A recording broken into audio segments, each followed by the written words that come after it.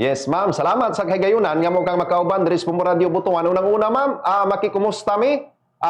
Unsay mga nagunang kasikas diya labi na sa gihimo ang hearing daw kaghapon nga adlaw gato na sa atong kanhi president diri sa atong nasod Pilipinas. Kagahapon po nag-start na ang pre-trial ni former President Duterte. Ayan, so gahapon na ako dito sa ICC to support Tatay Digong.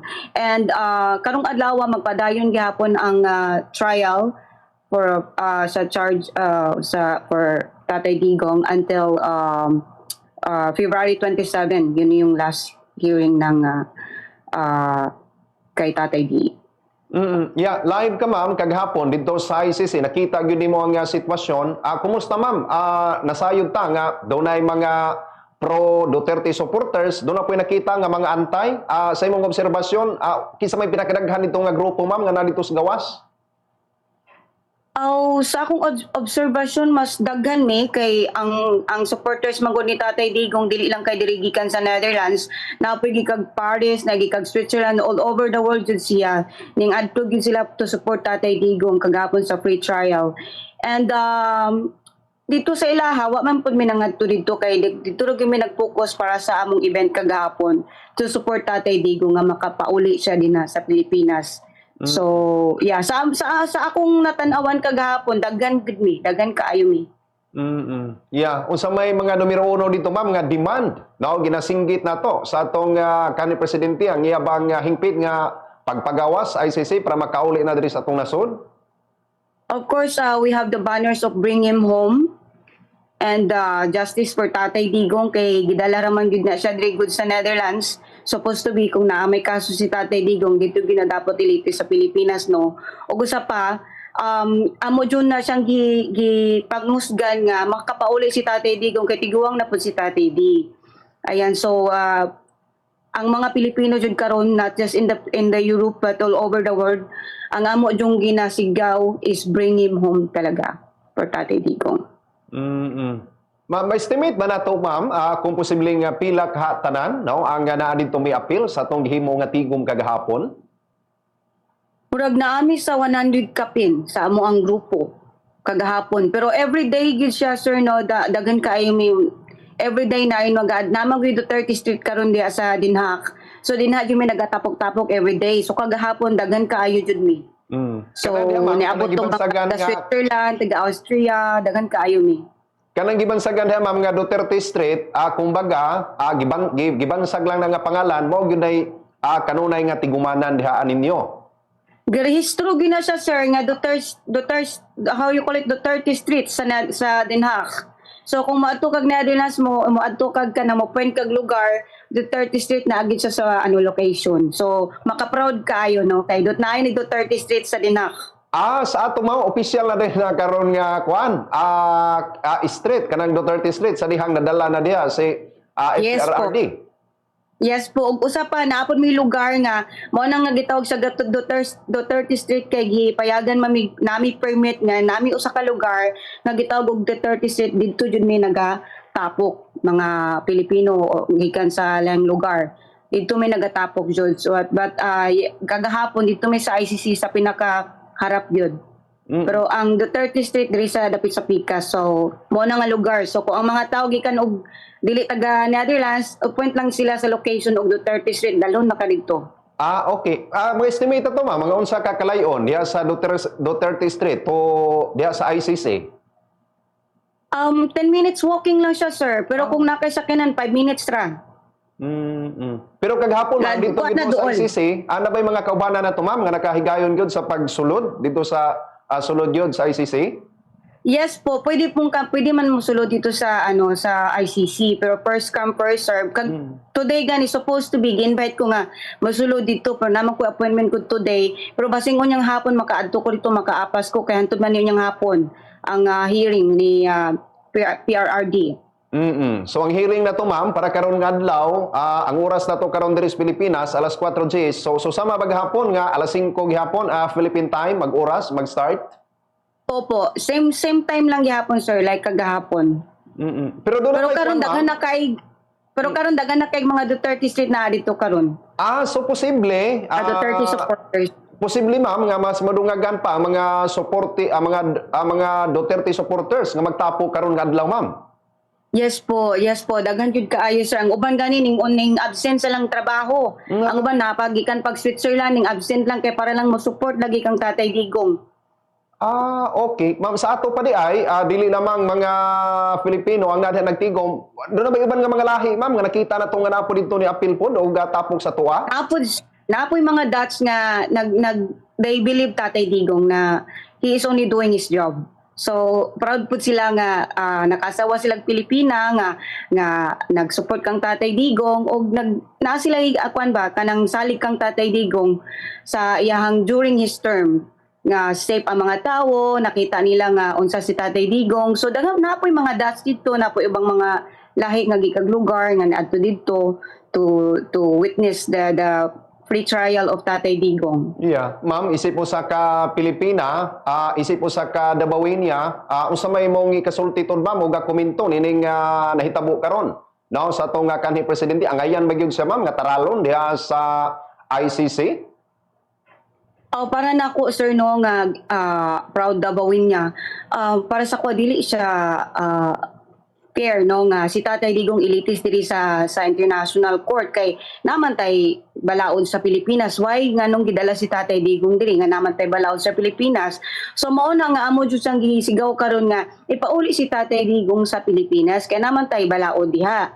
So para sa mga mga Duterte supporters unfair jud kaayo kay nganong gidala si Tatay diri og isa pa mao bitaw nang dagan kay mga Pilipino karon not just in Europe, in the Philippines, all over the world nga dagan kay nagsupport kay ngano na feel magud namo during the 30 times nga save me even though there is a drug war, pero save me nga maglakaw sa gawas nga save me para sa mo mga anak. Pero karong lisod na kaayo mao bitaw na nga gipanghusgan din namo nga Duterte lang gyapon hanggang sa dulo. So sa ato pa ang kampanya gyapon na diha sa pagkakaron maski og wala na kining amahan, so Duterte gyapon posible aris mga anak ang inyong kampanya po diha karon. Mao gyud gyapon sir, ipadayon gyud ang legacy ni Tatay Digong. Pero ma'am, doon na ba mo mga expectation kung posibleng unsay kanang resulta ba no nining paghimuon karon nga pre-trial sa kanhi president nato? Kagahapon nag-free trial man to sila, so gina-expect nila nga maglatag sila og mga evidence dito sa PICAS o kami po diri sa side po ni Tatay Duterte nga napod may kanang evidence po. Di man pwede na siya i-public pero naa daw ingon si attorney. So mao na siya nga maglatag na sila mga evidence about sa ilang mga gipang akusa kan Tatay Digong og kami po napod may evidence nganong siyang gipani diri sa Netherlands nga namatay balaod sa Pilipinas. So yeah, so maglatag lang maglatag from Duterte side o sa PICAS pod nga side. Ana sir. Ma'am, unsa po imong kuan? Kagahapon kay didto ka unsa kay imong personal pod nga observation, no? Labi na sa palibot sa The Hague, samtang naghimo kagahapon adlaw ma'am ang unang adlaw sa hearing. Very emotional kayo sir. Ang uban nga naghilak ako, halos ko nakahilak kay napo ko mga interview kagahapon sa mga stasyon. So halos ko makahilak during the kanang ganing mag-explain ka ba sa imong side, sa imong experience during the 30 times kay ngano kay karon man gud gina ila yung gipurso nga si Tatay Digong kay bad kaayo man mo na, but in the other hand Tatay Digong in our side nga millions of Pilipino baliktad siya, nakapil mi og love, care og safety during his time. So para sa kuha gagahapon kami gyud tanan emotional at the same time kanang nagmix ang feeling ba kanang na nervous pud mi og unsay kanang paingnan sa mga judges dito sa ICC. So siyempre kami tanan nag-ampo pud mi kagahapon kami jud tanan naghiusam nag-ampo mi og kuan mi kanang nagtan-aw jud mi og unsa gyud panghitabo kagahapon kay daghan ba pug mga media. So lahi-lahi po mga istorya ana ba di lahi-lahi man tang mga Pilipino pa sa mga side kami jud tanan nagkayusam nag-ampo mi og kuan mi sad o kanang mixed feelings kanang na nervous mi ana ba para kay Tatay Digong. Syempre, yan po na mo si Tatay Digong katiguang na pud baya siya. Ya during of attorney nga medyo nani makalimtanon na si Tatay Digong. So mo na among worry. Sa ato pa dahi ma'am, makonsidera nato nga dili kayo sa istrikto di ay sa ICC kay sigon pa nimo kagay na nga pwede ka makasunod first come first serve. Di kayo sa istrikto dahi ma'am, bisag si kinsa nga gusto nga mosunod basta kay makauna lang ka. Oh, di man istrikto ang mga diri sa ICC. Basta mo sunod lang ka sa ilang rules.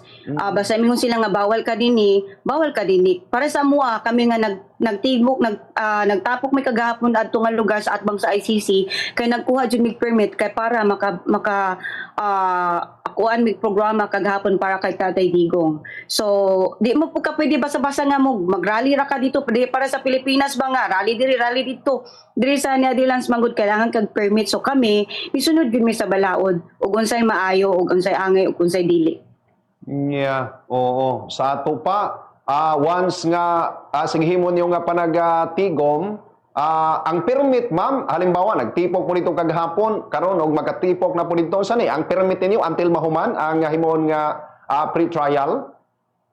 Yes po, pagka magkuan kag event dito sa ICC, kailangan yung kag permit. Ibutang man na dito, kunyari, nag-start siya kagahapon hanggang 27. So, bago na siya nakabutang sa permit. Pero dito sa Duterte Street, dago siya ka ng permit nga katong lugar dito para ginakay Duterte mo nang kay katumangong lugar diya sir, agyanan siya mga bike ba, mga bicycle, mga scooter. So, on that point, this one, kana i-circle na siya. Gikuan siya, gilatag siya nga Duterte Street lang yun siya. So, mao na makaprod kayo kay naagilatagan din may og ka ng lugar para kang Tatay Digong Duterte supporters. Pero mama sa vlogger, doon na ba'y makonsidera nga pinaka-challenging po nga part daw sa imuha, sa imong nga pag-obserba kaghapong adlaw diha sa ICC?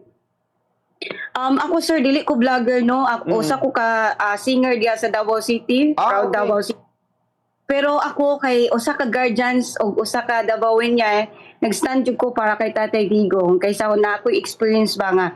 Gusto na ko nga ipahiwatig sa atong mga kababayan nga usa ka singer na vlogger nga nag-support ka Tatay Digong. Pinaagi sa akong pagkanta, pag-dedicate og mga kanta, mga favorite nga kanta niya, ug pag-istorya po sa akong side of experience as Davaoen niya. Nagyo ka sa dahig ma'am, mga pila na po kakatuig nga na diha nagpuyo ma'am o nagtrabaho? Resident ko diri sa Netherlands sir og ang dahig na alang siya sa mga 30 to 40 minutes away from our house po. So dugay-dugay na po ka nagpuyo dahil diha sa Netherlands. Mga pila na po ka mga tuig, ma'am? Kuan na sir, mag 1 year na akong resident dito sa Netherlands pero kami sa akong bana 8 years na mi. So, posible ma'am, dunay chance nga karong adlaw makabalik na po ka dito ma'am sa ICC. Kuno galing dunay una? Naay chance nga yes sir, naay chance makaadto ko karong adlaw, karong hapuna kay karong magungbuntagan na ako mga appointment, mga interview. So ako sa siyang tigalan og panahon ug unyang hapon basig makaapas ko dito kay unya pa man silang hapon mahuman dito sa hearing ni Tatay D. Kung alas 5 diri sa hapon, unsang oras diha ma'am? Alas 10? Kuan, 6 hours man ang difference sir. So kung unsang oras din na dinhi sa mo karon 9:20 naman sa buntag. So, 6 hours po. So, pag mag-start alas 10, diri sa atong mag-start og alas 10 diri, sir. Sige, ma'am. Pananglitan og makakuan ka, ma'am. Pananglitan og makabalik ka dito niya sa dugang pa nga mga sitwasyon. Basig, pwede ra ka na mo madisturbo pagbalik, ma'am, sa dugang pa nga mga obserbasyon na to diha, Sige ra po, sir. Sige po. Para makita ninyo unsa ang porma dito sa amoang lugar sa Duterte supporters po. Labi na gyud dito sa kuan kining Duterte Street sa mga Duterte supporters. So kung sabay, doon na ba'y mga singgit dito ma'am nga mabati na to ma'am nga kanang Bisaya ba nga kanang singgit nga papauliho na sa Tatay Digong o clearly mga English gyud dito madungog na to. Namo po mag-istorya Bisaya sir pero kasagaran din kay mga English ug kanang Dutch kay napod ba may mga kaubang mga Dutch kailangan nila makasabot sa istorya ba. So mo na kagahapon ay nag-istorya Dutch nga Pilipina nga fluent Dutch ug napoy nag-English. Kay man ang English kay para diretso nga makasabot ang naminaw. Oh. Kay na may mga international pud nga media gud kagahapon nga naa dito. Okay. Daghan gyud ay no. Daghan gyud mga tao dito aday nga nakakuha, nakaobserba. Yes po, gawas po siya diri sa news diri sa Netherlands po kagahapon. Pero sa imong nga paglantaw na ma'am, doon na ba'y gawas sa mga supporters, mga abogado sa ato nga kanhi presidente, iyang pamilya nga nadiha ma'am? Wala man sir, ang gipadala lang sa Duterte family is mga lawyer po ni Tatay D. Like si Sal Panelo na kagahapon dito. Pero nakuan ma'am na istorya ba ninyo ang legal team nga mga gikan diri sa ato Pilipinas? Legal team sa atong kanhi presidente? Ang kadtong mga vloggers o mga organizers ni Tatay D, sila gid ang naa sa front nagistorya sa mga lawyer. Ang ako kay senior man ko nara ko diri dapita pero sila gid ang nasa point sa tubangan jud nga nagistorya during sa mga kauban ang mga media, history pangutana nila og unsa nay nahitabo dito. Pero ingon pa ni Sal Panelo, free trial lang to kagahapon. So magpadayon karong adlaw hangtod sa 27 sa Pebrero. Yeah, pre-trial starting kagahapon 23, 24 niya 26 o 27 bali upat ka adlaw ma'am. Yes Upat po, na. yes po. Basta kita ma'am, isip supporter no sa atong kanhi presidente, nag-expect ba gyud ta ma'am nga dunay puruhan ma'am nga makagawas o makapauli na diri sa atong nasod si kuan Tatay Digong? O kami gyud nga mga Duterte supporters mamang namong giampo nga makauli na si Tatay Digong sa Pilipinas kay dili niya deserve nga naadi sa international court. Kung naman siya kaso, ang among we believe nga si Tatay D kung naman mga kaso si Tatay D nga naman tay balaod sa Pilipinas, why not to do the process in the Philippines? Mo na ang amo ang pagsabot og amo ang panindigan karon nga si Tatay D supposed to be in the Philippines, not in the Netherlands. So, yeah, mao na siya sir. Mao ginang amo ginasigaw karon nga bring him home talaga, bring him home alive. Iya, isip mo sa kadawin niya ma'am, balik-balik ka na to sa mga ligasiya no nga nabilin no sa atong kanhi presidente labi na gyud no dito sa Davao sa wala pa ni sa mga presidente o nanhimo na ni sang presidente nga di gyud nimo makalimtan ma'am. Ang di gina ko makalimtan sir tong na-meet na ko si Tatay D way back 2015 kay nagalibot-libot man na siya sa Davao to remind mga kabataan nga dili not using drugs, do good kung if you're using drugs, adto ka sa kuha tagaan ta kag trabaho. Mo promise ka sa kuha di na ka mag-use magtagaan ta kag trabaho mo na ang legacy ni Tatay D. So nakita na ko pod nga mogawas sa mga news nga daghan jud nagbag-o gumikan sa legacy ni Tatay D nga magbag-o ka tagaan ta kag trabaho. Daghan jud nagbag-o sir. So way back 2015 nag-decide kong maging guardians because of Tatay Digong kay na-inspired ko niya dagang mga katawan ba sa Davao nga nag-respect yun ka Tatay Digong, naminaw yun sa iya. So mo na siyang ginatawag yung Tatay Digong kay muro jud sag amahan na mo nga mo remind good walay ka man nag-remind do not use drugs mga nana. So yeah, nag-decide kung manghimong guardian gumikan kay Tatay D. So nagtabang po kog mga kuan ka ng mga batanon nga magtapok-tapok sa gawas. Ako po silang mo di na mo magtapok diha mo badlong pud ko ba ang naana og mga humanitarian work. So si Tatay D is one of my inspiration. So sa pagbuhat og maayo. Yeah. Ana sir.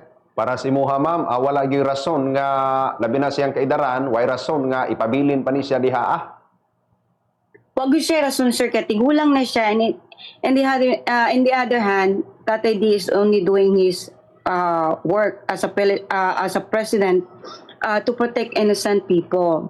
So kami na feel jud namo nga safe me during his time. So that's why amo jud sang gipaglaban karon nga makauli siya sa Pilipinas kay katong during times man gud niya daghan kay benefits sa mga tao like 10 years of the passport, 10 years of the unsa na kanang license sa mga drivers, daghan kay sa mga mga OFW, daghan og mga nabuhat si Tatay Digong. So mao na nga ang mga Pilipino karon gipaglaban gyud siya kay gumikan sa kay umingon siya in action jud na.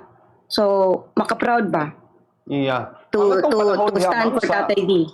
ang atong panahon diha sa Netherlands, ma'am, lahi ra gyud kay diri sa atuwa, ma'am, pati bugnawa gyud diha karon.